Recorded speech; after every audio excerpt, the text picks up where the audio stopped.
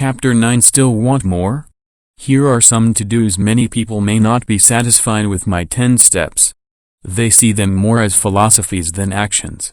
I think understanding the philosophy is just as important as the action. There are many people who want to do instead of think, and then there are people who think but do not do. I would say that I am both. I love new ideas, and I love action. So for those who want a to-do list on how to get started, I will share with you some of the things I do, in abbreviated form. Stop doing what you're doing. In other words, take a break and assess what is working and what is not working. The definition of insanity is doing the same thing over and over and expecting a different result. Stop doing what is not working, and look for something new. Look for new ideas. For new investing ideas, I go to bookstores and search for books on different and unique subjects. I call them formulas. I buy how-to books on formulas I know nothing about. For example, in the bookstore I found the book The 16% Solution by Joe Moskowitz. I bought the book and read it, and the next Thursday, I did exactly as the book said. Most people do not take action, or they let someone talk them out of whatever new formula they are studying. My neighbor told me why 16% would not work. I did not listen to him because he's never done it. Find someone who has done what you want to do. Take them to lunch and ask them for tips and tricks of the trade. As for 16% tax lien certificates, I went to the county tax office and found the government employee who worked in that office. I found out that she, too, invested in the tax liens. Immediately, I invited her to lunch. She was thrilled to tell me everything she knew and how to do it. After lunch, she spent all afternoon showing me everything. By the next day, I found 2 great properties with her help that have been accruing interest at 16% ever since. It took a day to read the book, a day to take action, an hour for lunch, and a day to acquire 2 great deals. Take classes, read, and attend seminars. I search newspapers and the internet for new and interesting classes, many of which are free or inexpensive. I also attend and pay for expensive seminars on what I want to learn. I am wealthy and free from needing a job simply because of the courses I took. I have friends who did not take those classes who told me I was wasting my money, and yet they're still at the same job. Make lots of offers. When I want a piece of real estate, I look at many properties and generally write an offer. If you don't know what the right offer is, neither do I. That is the job of the real estate agent. They make the offers. I do as little work as possible. A friend wanted me to show her how to buy apartment houses. So one Saturday she, her agent, and I went and looked at 6 apartment houses.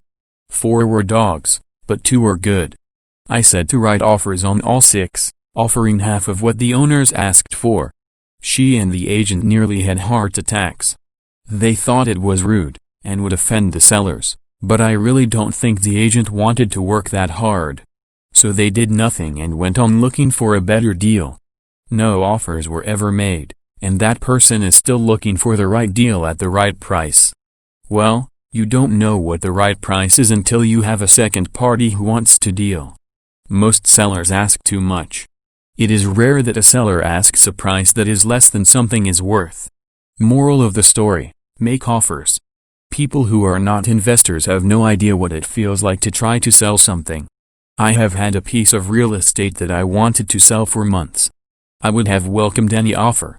They could have offered me 10 pigs, and I would have been happy, not at the offer, but just because someone was interested. I would have countered, maybe for a pig farm in exchange. But that's how the game works. The game of buying and selling is fun. Keep that in mind. It's fun and only a game. Make offers. Someone might say yes. I always make offers with escape clauses. In real estate, I make an offer with language that details subject to contingencies, such as the approval of a business partner. Never specify who the business partner is. Most people don't know that my partner is my cat.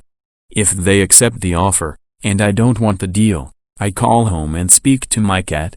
I make this ridiculous statement to illustrate how absurdly easy and simple the game is. So many people make things too difficult and take it too seriously. Finding a good deal, the right business, the right people, the right investors, or whatever is just like dating. You must go to the market and talk to a lot of people, make a lot of offers, counter-offers, negotiate, reject, and accept. I know single people who sit at home and wait for the phone to ring, but it's better to go to the market, even if it's only the supermarket. Search, offer, reject, negotiate, and accept are all parts of the process of almost everything in life. Jog, walk, or drive a certain area once a month for 10 minutes. I have found some of my best real estate investments doing this. I will jog a certain neighborhood for a year and look for change. For there to be profit in a deal, there must be two elements, a bargain and change. There are lots of bargains, but it's change that turns a bargain into a profitable opportunity. So when I jog a neighborhood I might like to invest in. It is the repetition that causes me to notice slight differences. I notice real estate signs that are up for a long time. That means the seller might be more agreeable to deal.